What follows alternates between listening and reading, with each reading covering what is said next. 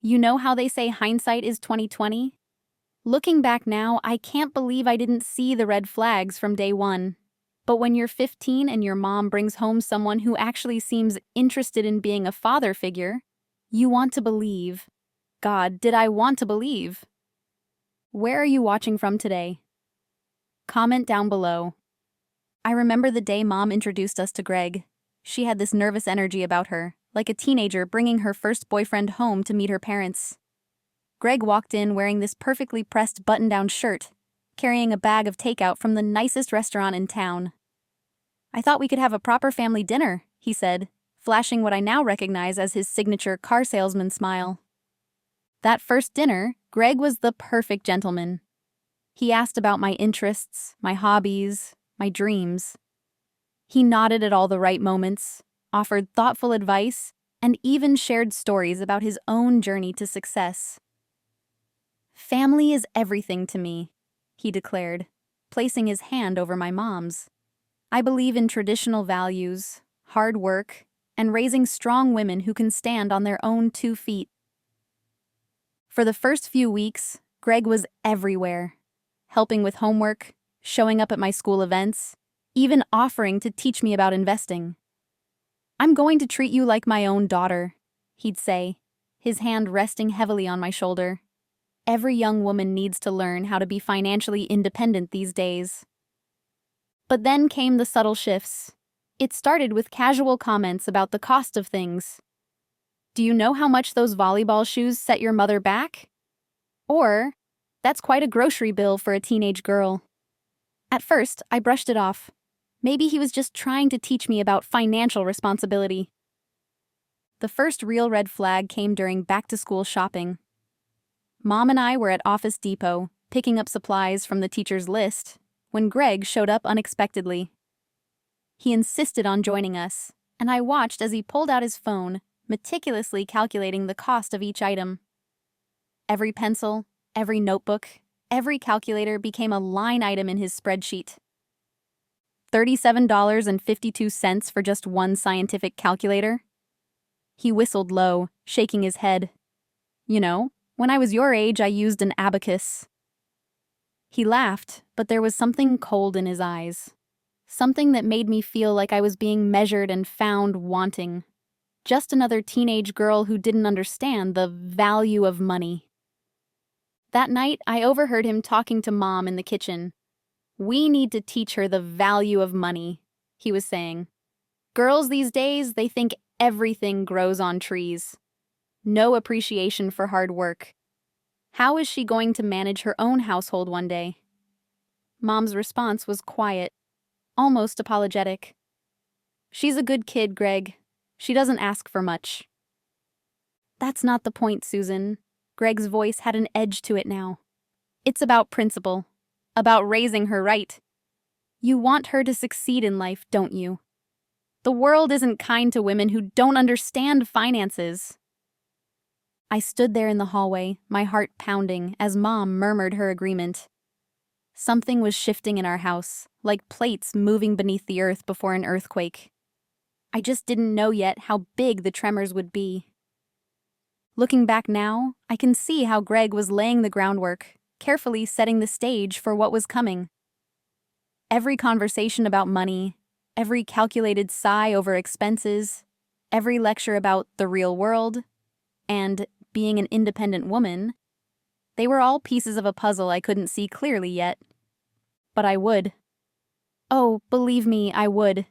And the picture that emerged would change everything, not just for my teenage years, but for the rest of our lives.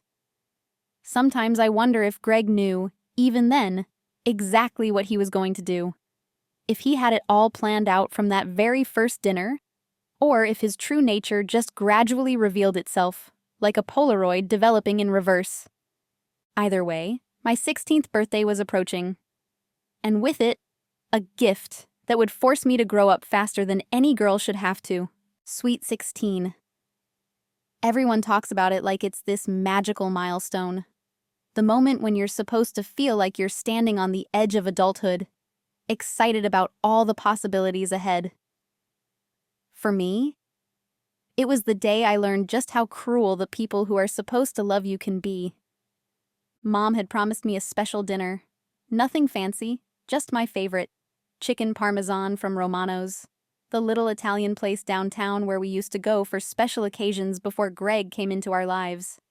I'd spent the whole day at school daydreaming about that warm, gooey cheese, the perfectly crispy coating, the way the sauce always had just the right amount of basil. But when I walked into the dining room that evening, there was no takeout from Romano's. Instead, Greg had ordered Chinese food, the cheap kind from the strip mall, not even my favorite place. More economical, he said with that thin smile of his. We need to discuss something important tonight, and I thought this would be more appropriate. I remember exactly how the table looked. 3 white paper containers of fried rice, a family-size order of beef and broccoli that Greg would lecture us about stretching for 2 more meals, and a single red envelope propped against my water glass. My heart lifted for a moment. In my naivete, I thought maybe they had saved money on dinner to give me something special. Go ahead, Greg said, nodding at the envelope. Every young adult should learn to appreciate written correspondence. The way he said it made my skin crawl, but I reached for the envelope anyway. Inside wasn't a card. It was a document, typed and printed with the kind of formal formatting you'd see on a business contract. What is this? I asked, though my eyes were already scanning the words, my stomach dropping with each line I read. This, Greg said, folding his hands on the table like some kind of corporate executive, is your introduction to the real world. Starting today, you'll be paying rent. $400 a month, due on the first of each month, no exceptions. I thought he was joking at first. Had to be. But his face was serious, almost smug, as he continued. You're 16 now. In many cultures, that makes you an adult. It's time you learned about financial responsibility, about pulling your own weight. But I don't have a job, I stammered, looking desperately at Mom. She was staring at her plate, pushing a piece of broccoli back and forth with her fork. Mom? Your mother agrees with me, Greg cut in smoothly. Don't you, Susan? Mom's voice was barely a whisper. It's for your own good, honey. Greg knows about these things. He's just trying to teach you valuable life lessons. I've taken the liberty of preparing a list of places currently hiring part-time workers, Greg continued, pulling another paper from his breast pocket. The mall, the grocery store, that little cafe you like so much. Minimum wage is $7.25 an hour. You'll need to work about 55 hours a month to cover your rent. I suggest getting 2 jobs to ensure you have a backup plan. My hands were shaking as I held the papers. This is crazy. I'm in high school. I have homework, volleyball practice. Welcome to the real world, Greg interrupted, his voice sharp. Sometimes we have to make sacrifices. Maybe this will help you understand just how much your mother and I sacrificed to keep this roof over your head. I felt tears burning in my eyes but refused to let them fall. Not in front of him. And if I can't pay? Greg's smile was cold as winter. Then we'll have to discuss alternative living arrangements. I hear your Aunt Sarah has a spare room in her basement, though I'm sure it won't come to that. You're a smart girl. You'll figure it out.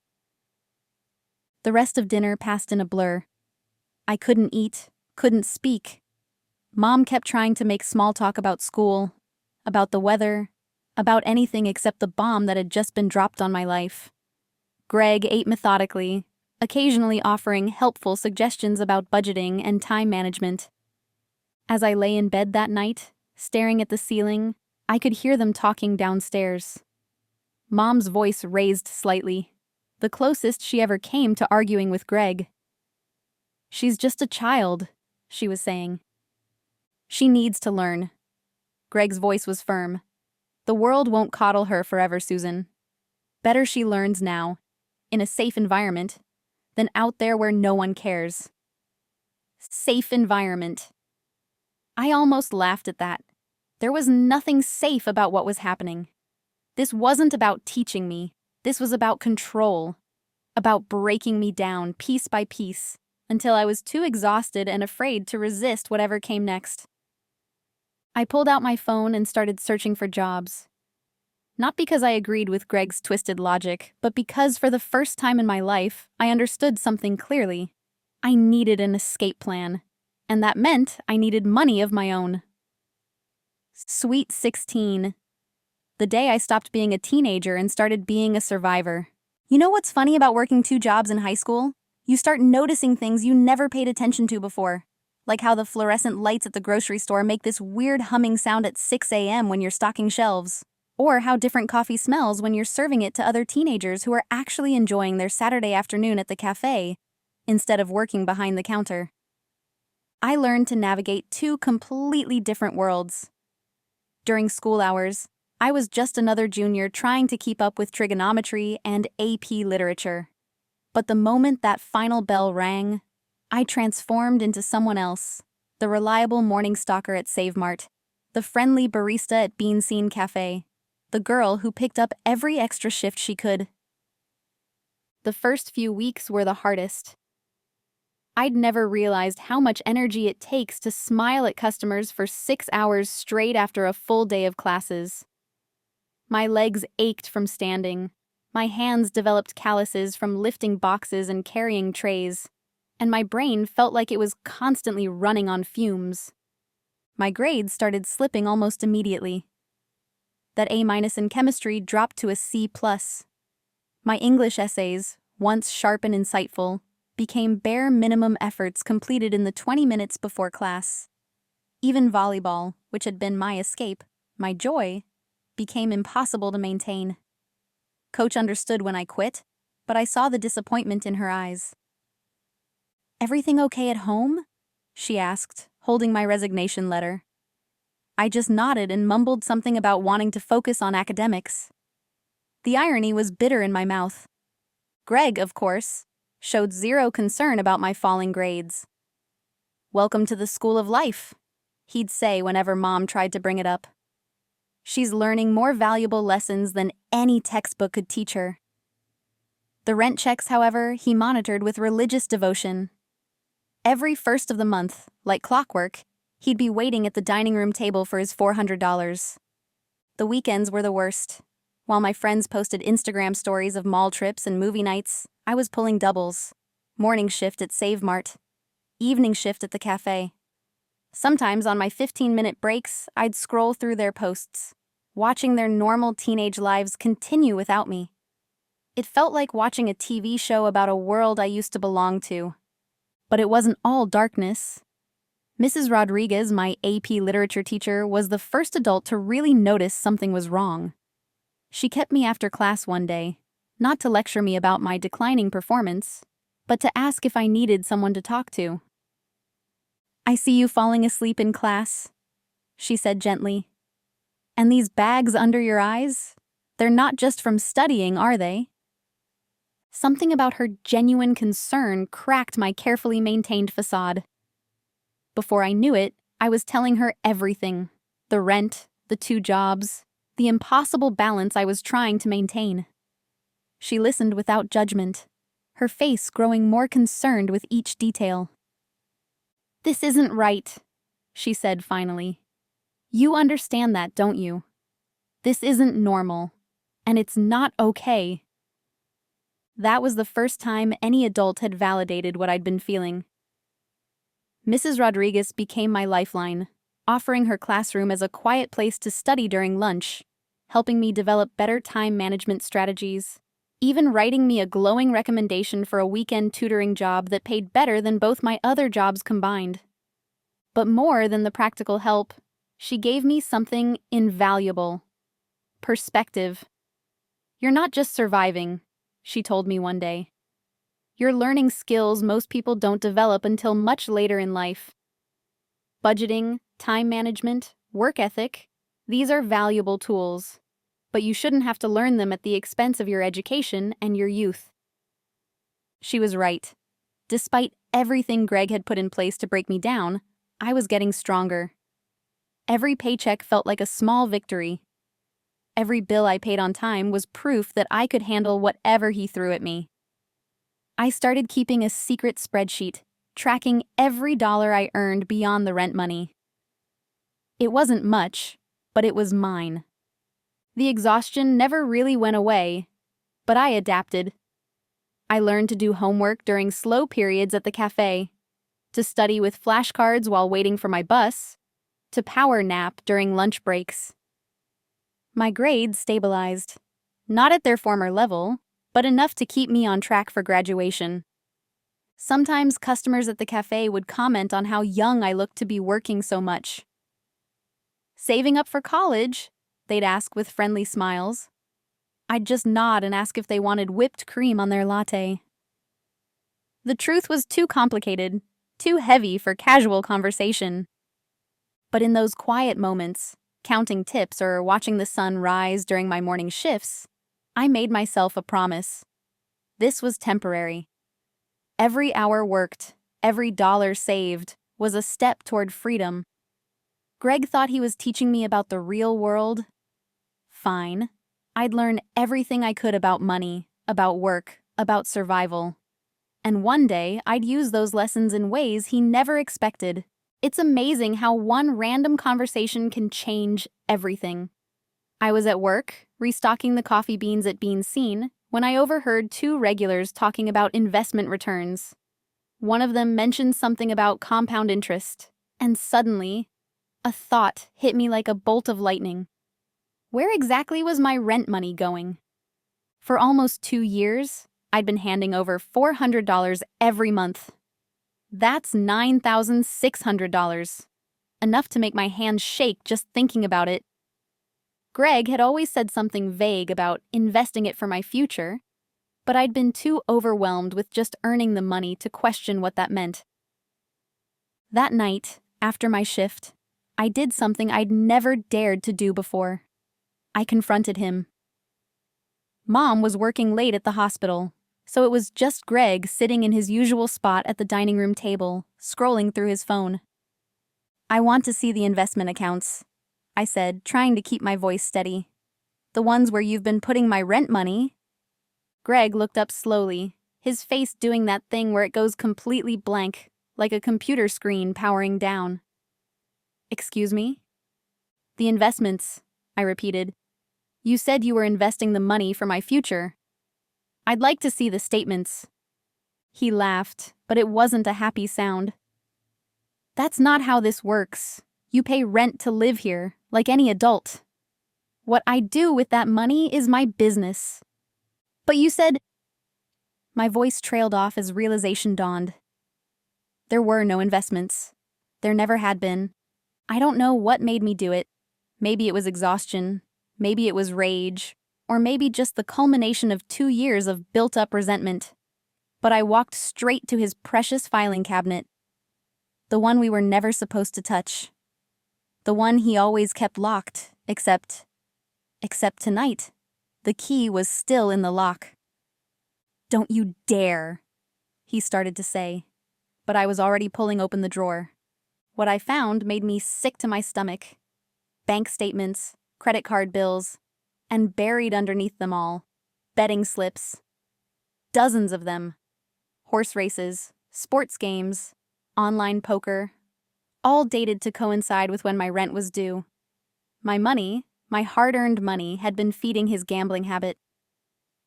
"You're taking this out of context," Greg said, suddenly standing right behind me.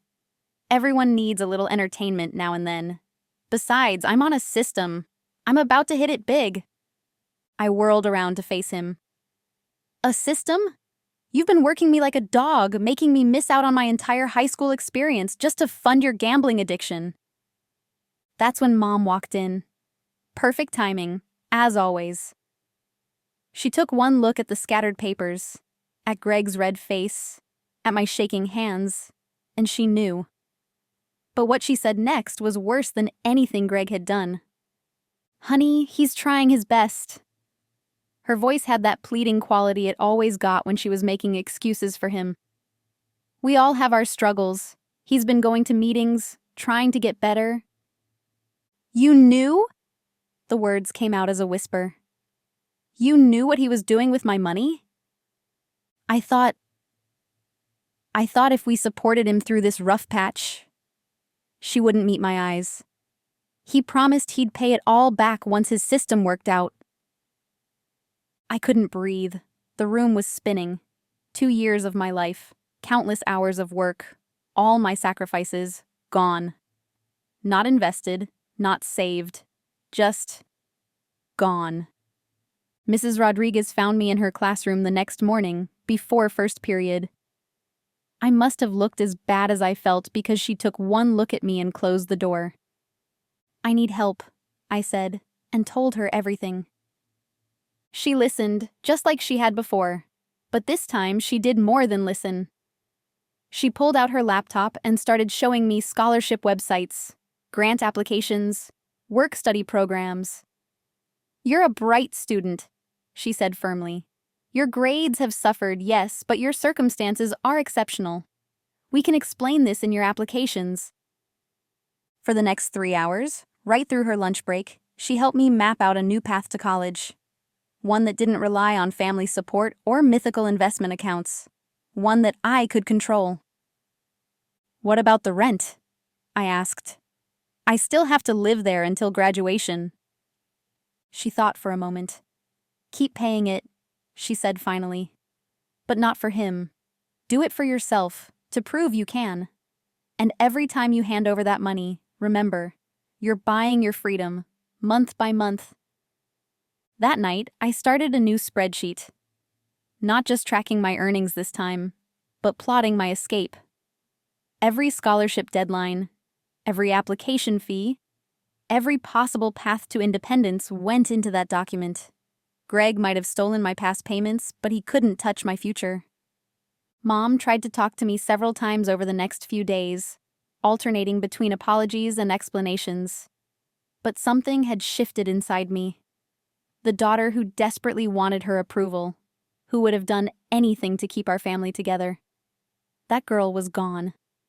In her place was someone stronger, someone who finally understood that sometimes the people who should protect you are the ones you need protection from. The acceptance letter arrived on a Tuesday. I was at Bean Scene halfway through my shift when my phone buzzed with an email notification. Full scholarship to State University, including room and board. My hands were shaking so badly I nearly dropped a customer's latte. I wanted to scream, to cry, to jump up and down. But instead, I just smiled politely and asked the next customer if they wanted whipped cream on their mocha.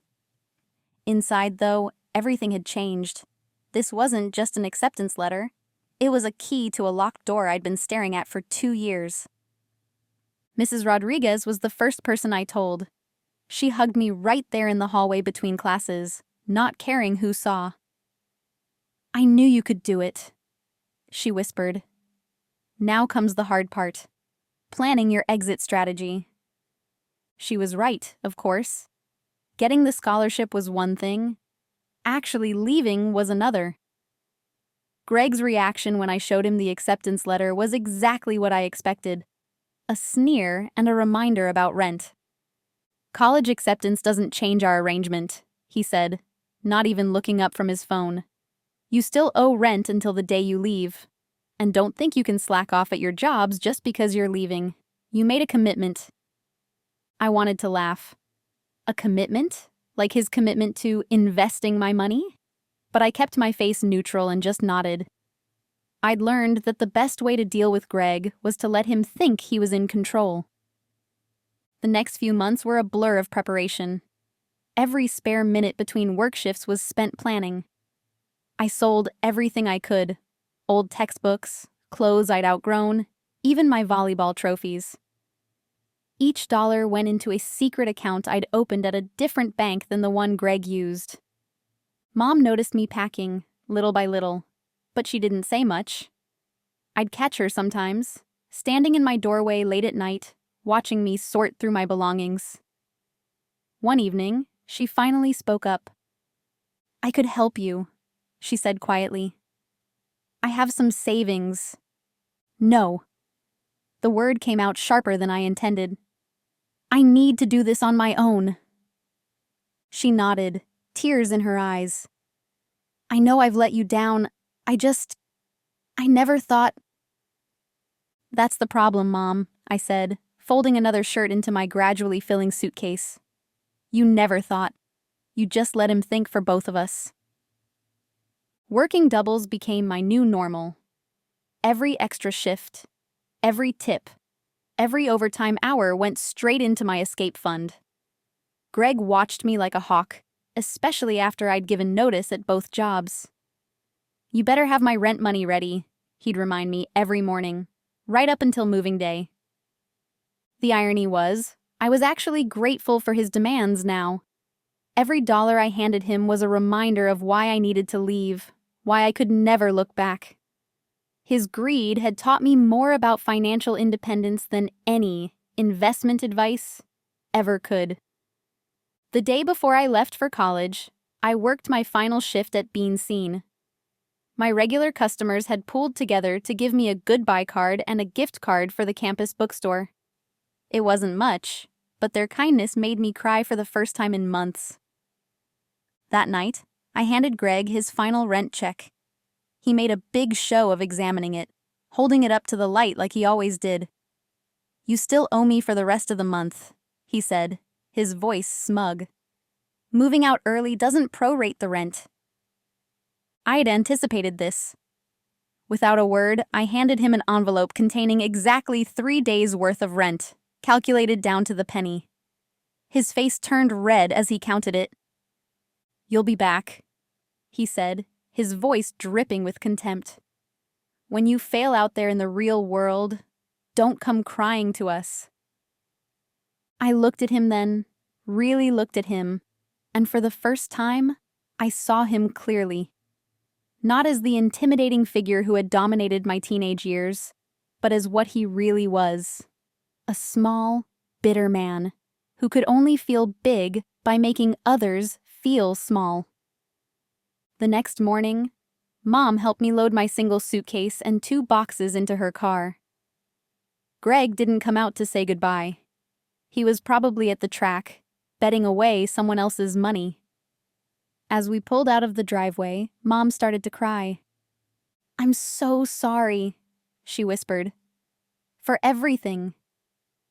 I watched our house disappear in the side mirror. I know, Mom, but sorry isn't enough anymore. The drive to campus was quiet after that. When we arrived, Mom tried to hug me, but I stepped back. I need time, I said. I need to figure out who I am without all of this. She nodded, understanding finally showing in her eyes. As I watched her drive away, I felt lighter somehow. Behind me, students were moving into dorms. Parents were saying goodbyes. Normal college life was unfolding. I had $237 in my account, everything I owned in 3 containers, and for the first time in years, no one to answer to but myself. I was free. Scared, alone, uncertain, but free. They say revenge is a dish best served cold. But for me, the best revenge was walking into my first college finance class and realizing I already understood half of what the professor was talking about. Turns out, 2 years of juggling jobs, budgets, and bills had given me a crash course in money management that most of my classmates wouldn't get until after graduation. I declared my major in business with a concentration in finance during my first semester. My advisor raised an eyebrow. Most freshmen were still undecided, but I knew exactly what I wanted. Every time I opened a textbook about investment strategies or compound interest, I thought about those betting slips in Greg's filing cabinet. Never again would someone be able to lie to me about money. My scholarship covered tuition and housing, but I still needed a job for everything else. The financial aid office helped me land a work-study position in the business school's administrative office. 20 hours a week, flexible schedule, and best of all, I could study during slow periods. It wasn't glamorous, but after my high school jobs, it felt like a vacation. That's where I met Professor Chen. He caught me one day reading an advanced investment management textbook during my lunch break.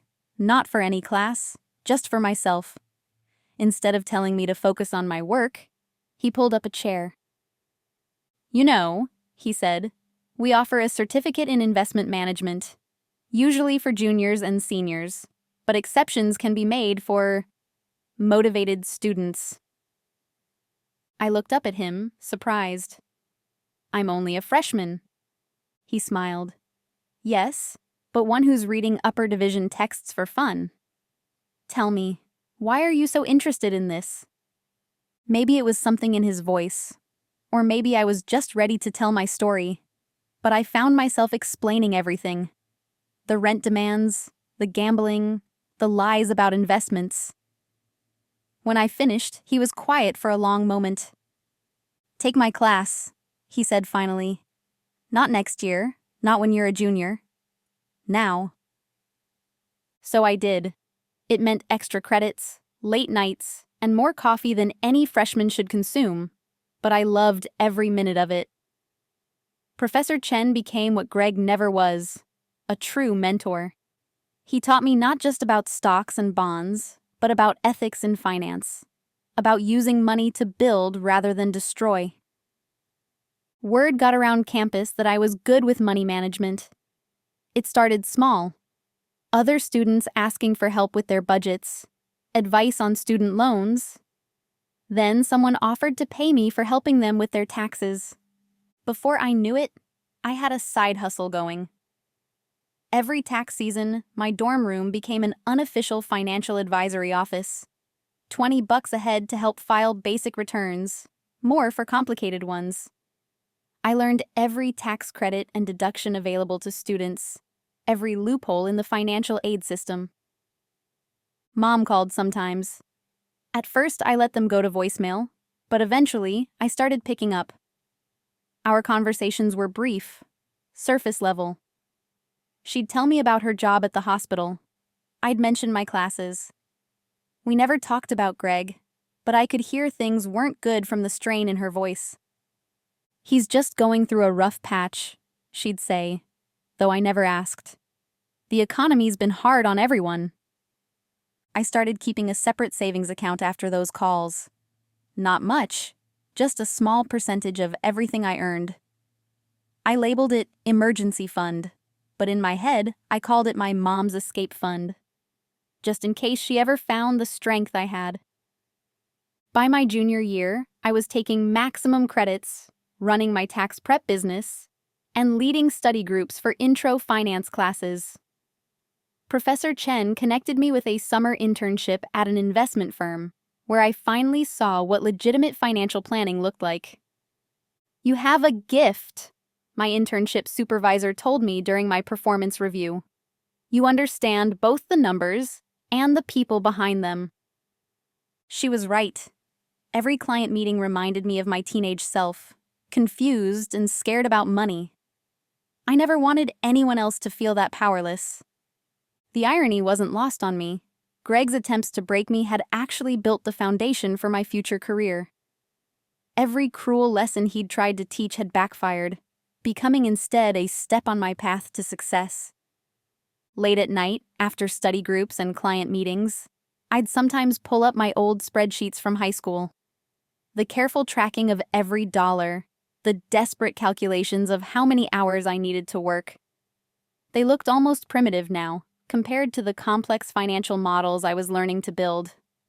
But I kept them, a reminder of where I'd started. Next to my bed, I kept a small notebook. Every night, I wrote down one thing I'd learned about money that day. Not just facts and figures, but real insights. Money is a tool, not a weapon. True wealth builds, it doesn't break. Financial freedom means never having to say yes out of fear. These weren't just lessons anymore. They were my future. And somewhere out there, Greg was still probably sitting at that dining room table, waiting for his big win, never realizing he'd had a goldmine under his roof all along. Graduation day was surreal.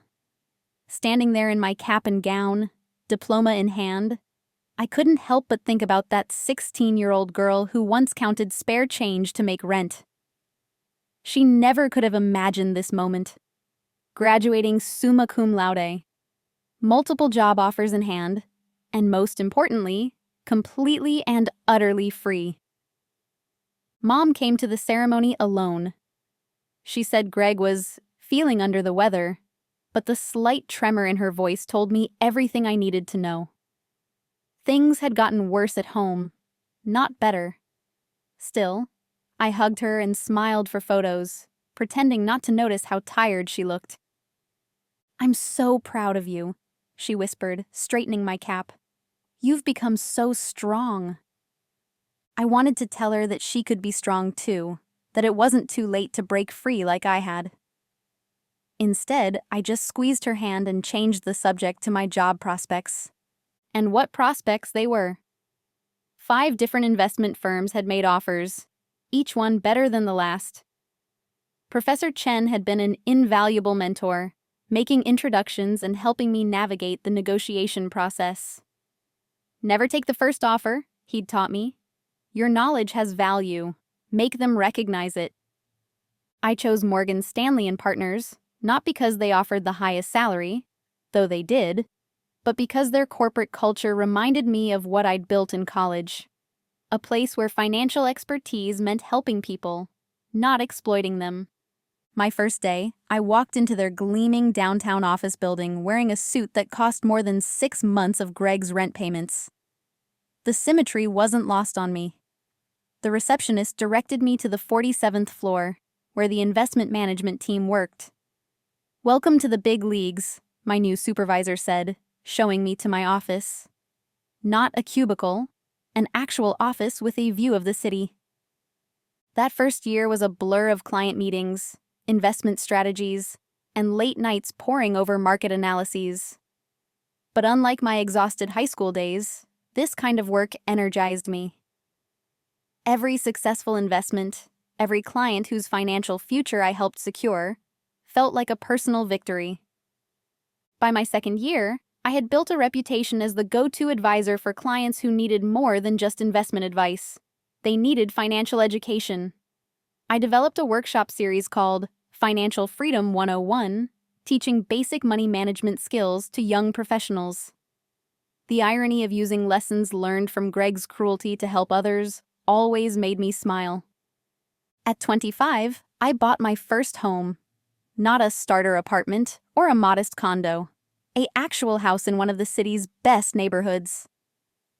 The day I got the keys, I sat alone in the empty living room, surrounded by echoing space that was all mine. No landlord, no Greg, no one to answer to but myself. That's when Mom's calls started becoming more frequent. She never asked for help directly, but I could hear the desperation creeping into her voice. "Greg's been having a hard time finding work," she'd say. Or, "The bank called again about the mortgage."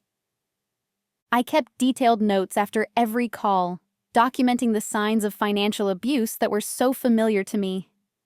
The controlled accounts, the hidden debts, the endless excuses. I'd learned enough in my career to recognize the pattern. Greg was spiraling, and he was taking Mom down with him.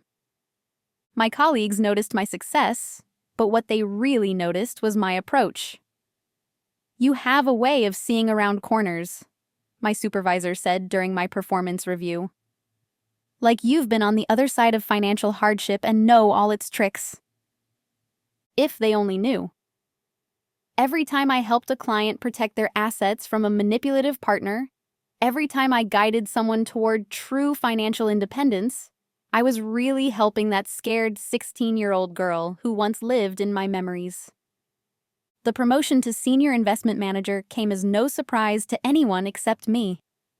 At 27, I was the youngest person to hold the position in the firm's history. The salary was more than I'd ever imagined possible. More in 1 month than Greg had squeezed out of me in an entire year. But the real victory wasn't the money or the title. It was the look on my clients' faces when they realized they were finally in control of their own financial destiny. It was the thank you notes from workshop participants who'd found the courage to leave toxic relationships. It was knowing that every day I was turning Greg's lessons of scarcity and fear into tools for abundance and freedom. Mom's latest voicemail sat unanswered on my phone. "Honey, I know we don't talk about money, but things are getting really bad here.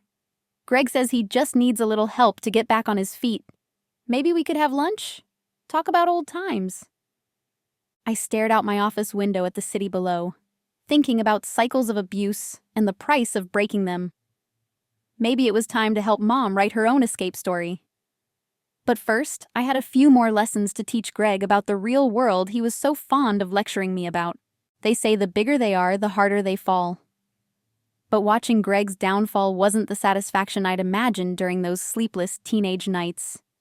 Instead, it was like watching a slow-motion train wreck, messy, predictable, and with too many innocent bystanders caught in the debris.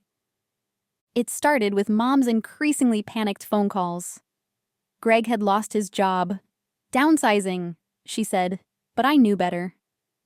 Companies don't usually downsize just one employee who consistently comes in late and disappears for long lunch meetings at the racetrack. "He just needs time to find something new," Mom insisted during one of our brief calls. "The job market is tough right now."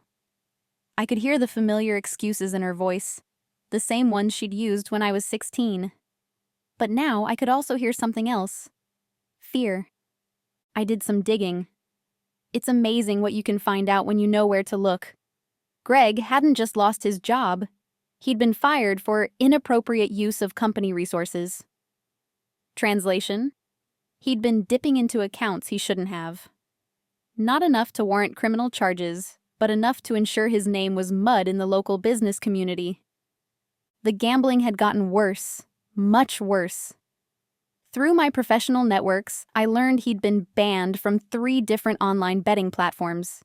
He'd moved on to riskier bets, underground games, anything to chase that elusive big win that would solve all his problems. Then came the day Mom called in tears. She'd gone to use her credit card for groceries, only to have it declined. "I don't understand," she sobbed. "Greg handles all the finances. He said everything was fine." "Pull your credit report," I told her, my voice steady despite the anger building inside me. "Now, while we're on the phone." The results were worse than I'd expected. Greg had maxed out every credit card in Mom's name. Opened new ones she didn't even know about. Their mortgage was 3 months behind. The home equity line of credit, the one they'd taken out to invest in some promising opportunities, was completely tapped out. "Oh God," Mom whispered as we went through the report line by line. "What am I going to do?" I had prepared for this moment. The emergency fund I'd been building since college was ready, but I knew throwing money at the problem wouldn't fix it. Not as long as Greg was in the picture. "Don't tell him you know," I instructed her. "Not yet. First, we need to protect what's left." Over the next week, I helped Mom set up new accounts in her name only. We transferred her direct deposits, changed her passwords, put a freeze on her credit. Every step we took was like dismantling a bomb. Careful, precise, with the constant fear of everything exploding in our faces. Greg noticed something was wrong when Mom's next paycheck didn't hit their joint account. That's when the facade finally cracked. He came home from another failed job interview to find Mom waiting with printed copies of all his secret debts. "I can explain," he started, using that smooth voice that had fooled us for so many years. But Mom, my quiet, compliant mother, did something I never expected. "No," she cut him off. "No more explanations, no more excuses, no more lies." He tried everything. Tears, promises, threats. When none of that worked, he played his final card. "But we're family. After everything I've done for you and your daughter." That was his mistake. Mom's voice went cold. "Everything you've done? You mean like charging rent to a 16-year-old girl? Like gambling away her money while pretending to invest it?" I hadn't known she'd figured that part out. Apparently, she'd found his old betting slips while cleaning, matched the dates to my rent payments. She'd been carrying that knowledge, that guilt, for years. Greg's next move was predictable. He started calling me. First at home, then at my office. The messages started polite, almost humble. "Hey kiddo, long time no talk. Hope you're doing well. Say, I've got this amazing investment opportunity." When I didn't respond, the tone changed. "After everything I taught you about the real world, this is how you repay me? By turning your mother against me?" The final message was desperate. "Look, I know we've had our differences, but we're still family. I just need a small loan to get back on my feet. 10 grand, maybe 15. I've got a system that can't fail." I saved every message, every desperate voicemail. Not out of spite, but as a reminder. A reminder of how far I'd come, and how easy it is to fall when you build your life on lies and other people's money. Mom moved in with her sister temporarily while she filed for divorce. Greg was left alone in the house they could no longer afford, surrounded by bills he couldn't pay and debts he couldn't hide. His empire of cards had finally collapsed. But this wasn't the end of the story. Greg still had one more card to play. One final, desperate attempt to save himself. And ironically, it would bring him right to my doorstep, exactly where I wanted him. The security guard called up to my office on a rainy Tuesday morning. "Ma'am, there's a man here insisting he's family. Says his name is Greg Mitchell." I felt a familiar tightness in my chest. That same sensation I used to get when he'd wait at the dining room table for my rent check. But this time, I was the one behind the desk. "Send him up," I said, straightening my designer blazer. Through my office's glass walls, I watched him emerge from the elevator. He looked smaller somehow, his shoulders hunched, his once pristine clothes showing signs of wear. The swagger was gone, replaced by an anxious shuffle as he approached my assistant's desk. "Please, tell her I'm here," he was saying, his voice carrying that wheedling tone I remembered so well. "She'll want to see me. I'm practically her father."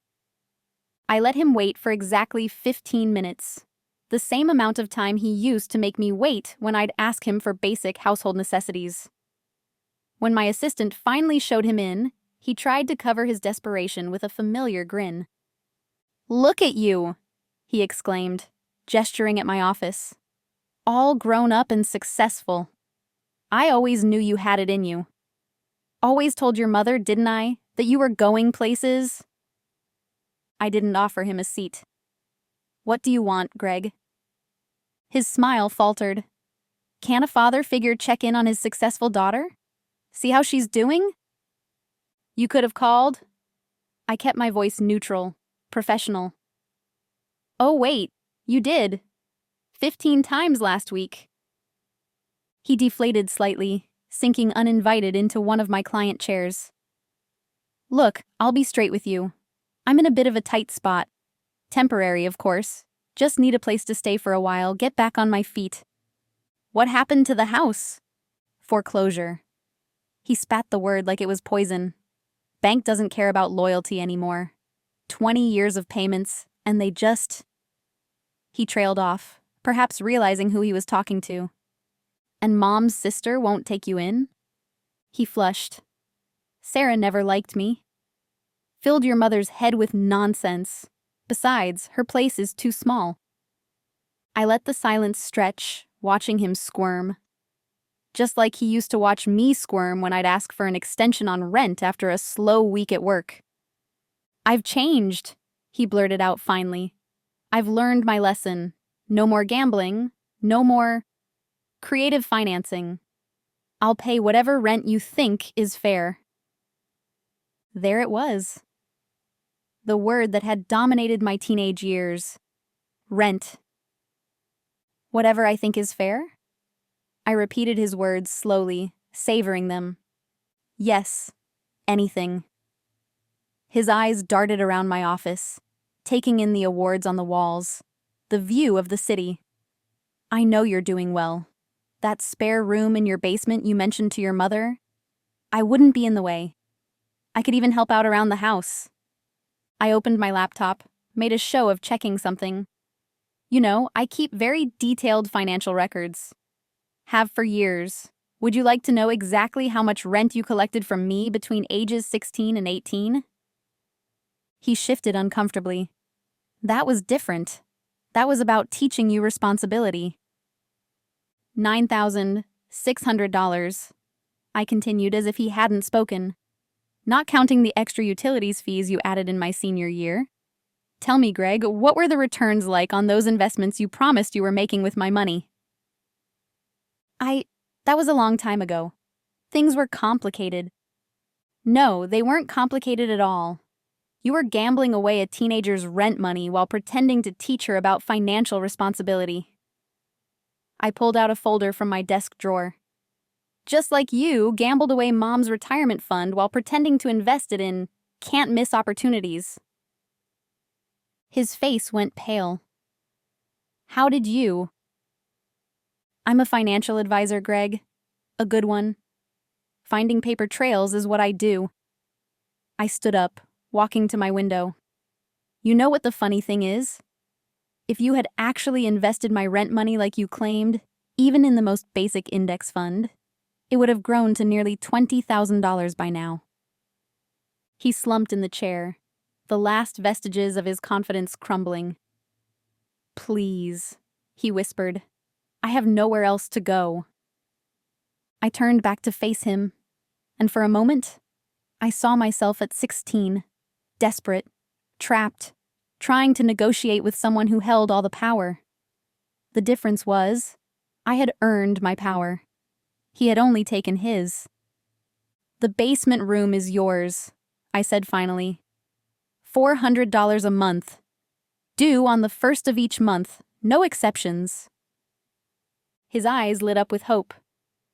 Yes, of course. Thank you. I'll pay whatever. I'm not finished, I cut him off. There will be a contract. Very detailed, very specific. Just like the real world you were so fond of teaching me about. He nodded eagerly, already reaching for the pen on my desk. Anything you say. I'll sign whatever you want.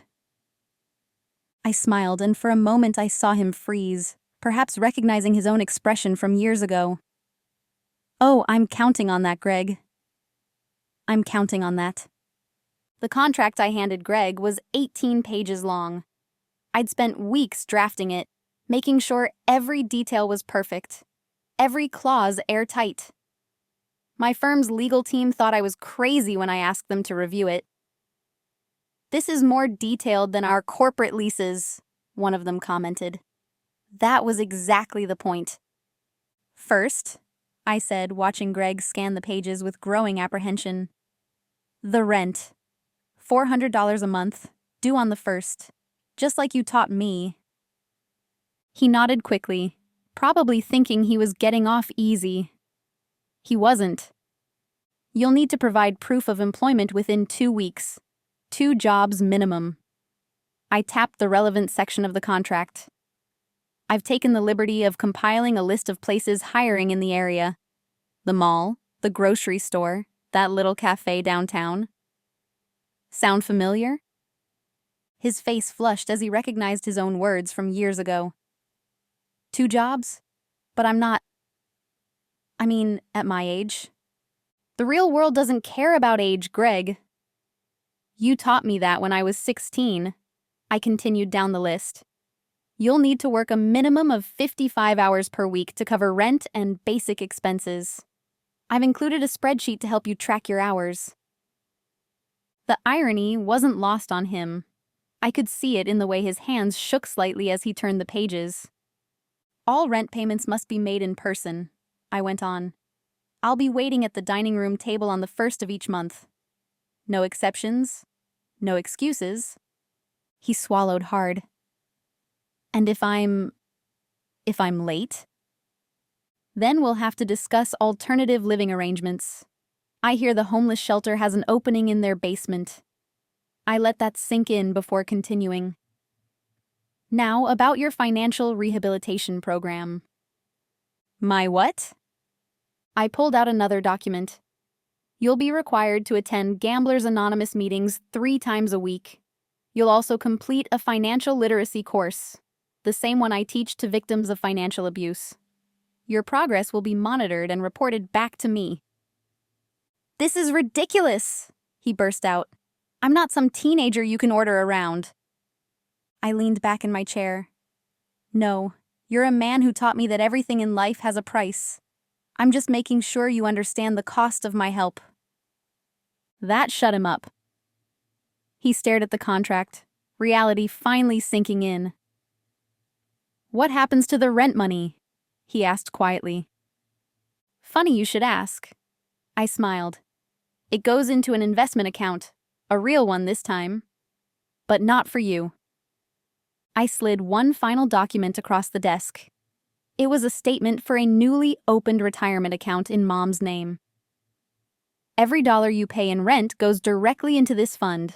With compound interest and market returns, it should help recover some of what you gambled away from her retirement savings. He looked like he wanted to argue, but we both knew he had no leverage. No money, no home, no options. Just like I'd had none at 16. All I'm asking, I said, my voice deliberately gentle, is that you learn about the real world, the way you taught me. 10 minutes later, he was signing the papers, his signature shaky but legible. I had my assistant witness it and make copies. Everything official, everything documented. No room for creative financing this time. The next few weeks were a crash course in karma. Greg interviewed at fast food restaurants where teenagers half his age were his supervisors. He worked morning shifts at a warehouse, evening shifts at a gas station. Every night, he came home smelling of grease and sweat, his designer clothes gradually replaced by polyester uniforms. I set up a camera in the dining room to record his first rent payment. Not for social media or public humiliation. This was personal, a moment I wanted to remember. He walked in exactly on time, the envelope clutched in his hand. $400, he said, placing it on the table. Earned through honest work. I picked up the envelope, held it to the light just like he used to do.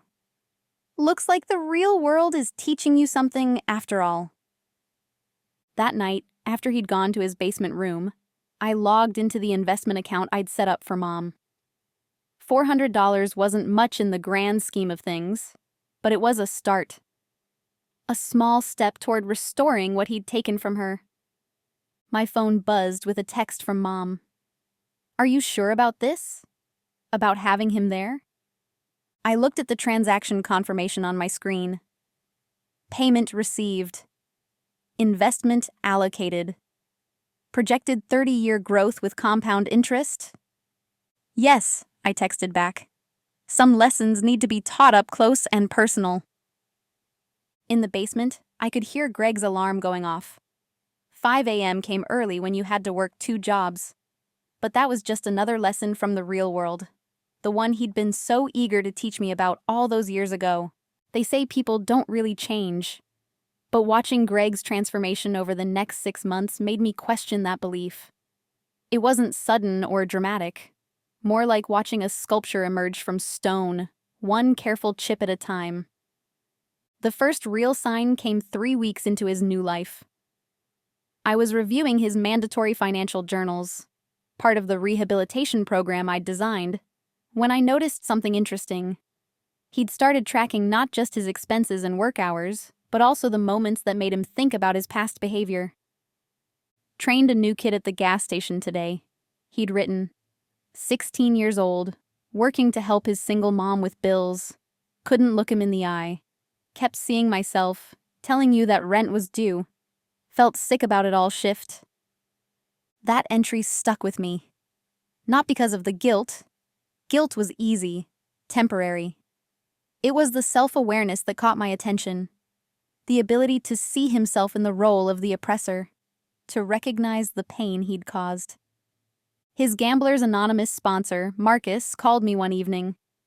Greg's different from most of our members, he said. Most folks hit rock bottom and want a quick fix. He's actually doing the work, really examining his patterns.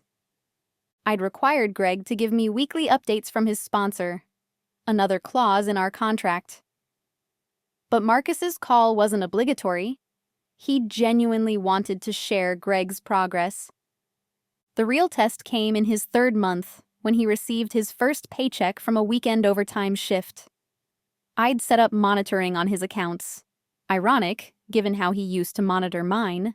So I saw the deposit hit $286.43.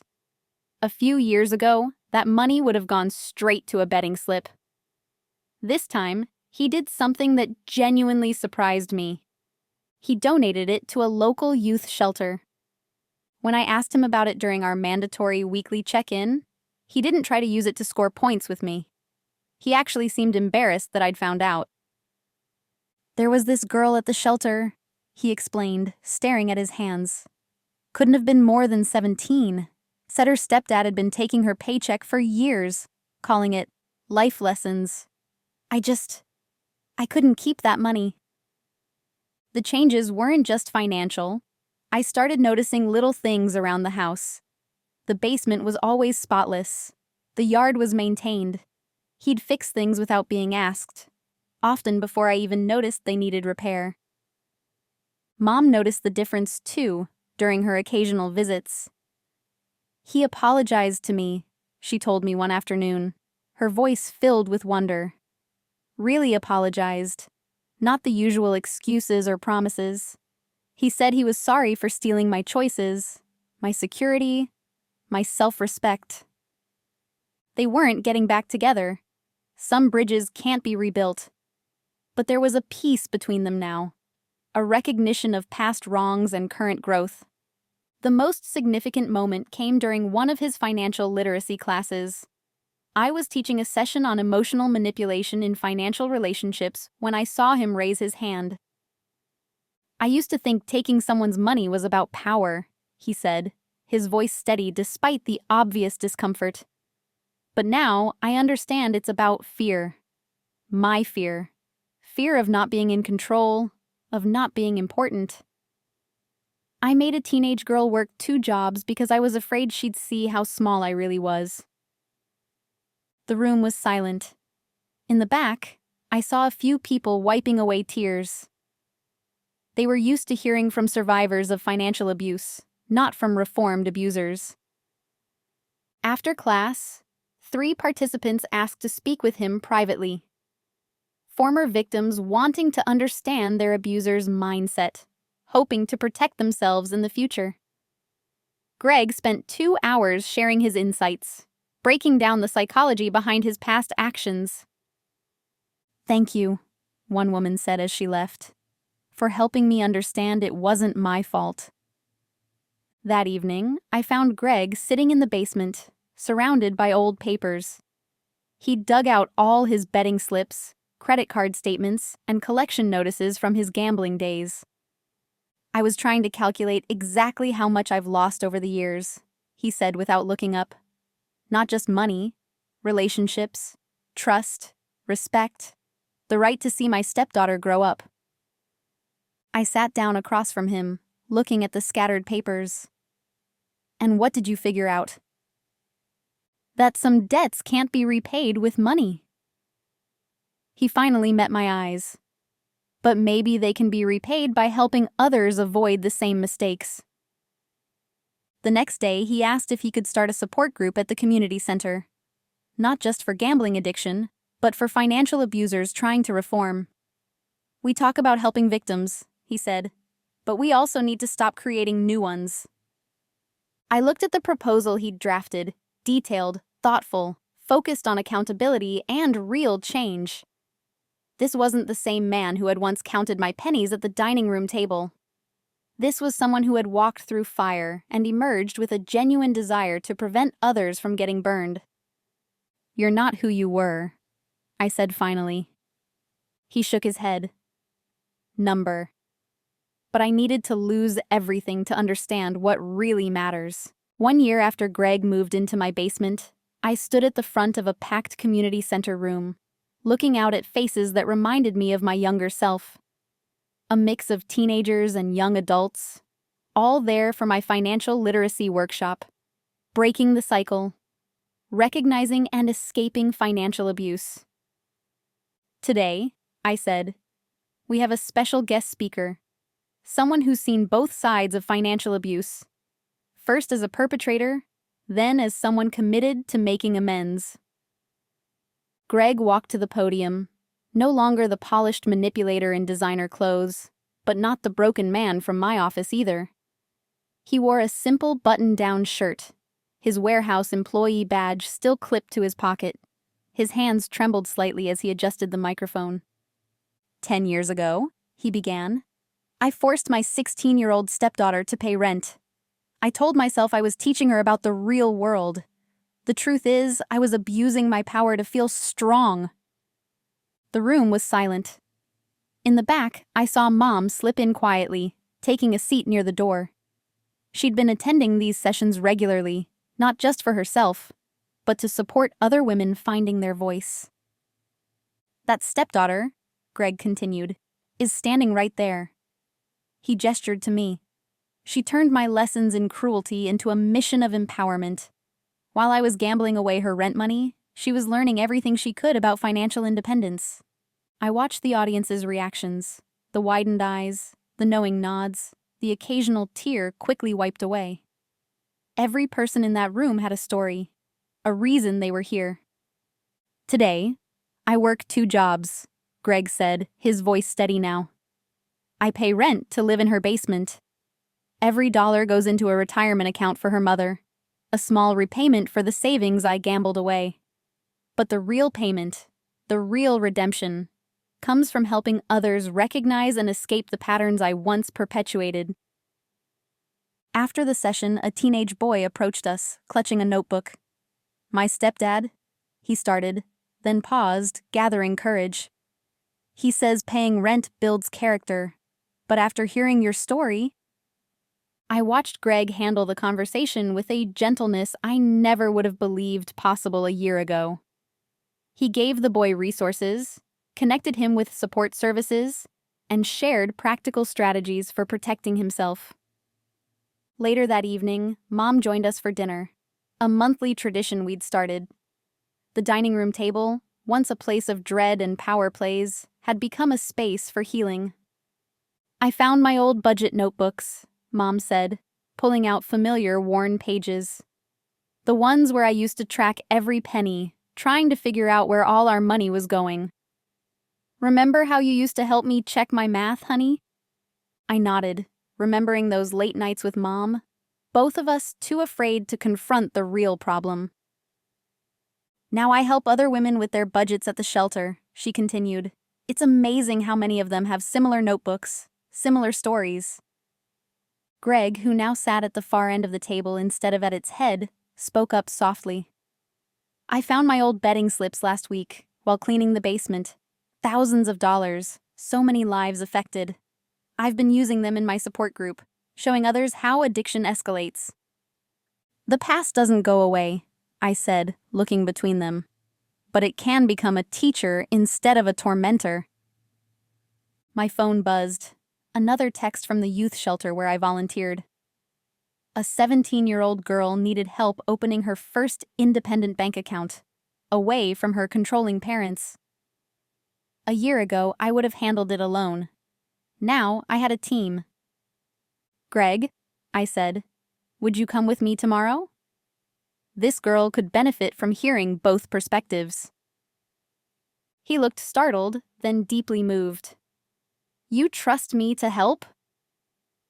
You've earned it, I replied, one honest day at a time. Mom reached across the table, squeezing my hand. Look at us, she said softly. Who would have thought we'd end up here? Who indeed? The scared teenager counting tips, the enabling mother, the controlling stepfather. We'd all transformed. Not into a perfect family, but into something more valuable. Individuals committed to breaking cycles of abuse. Later that night, I updated the final slide of my workshop presentation. Below the list of resources and hotline numbers, I added a new line. Financial abuse thrives in silence.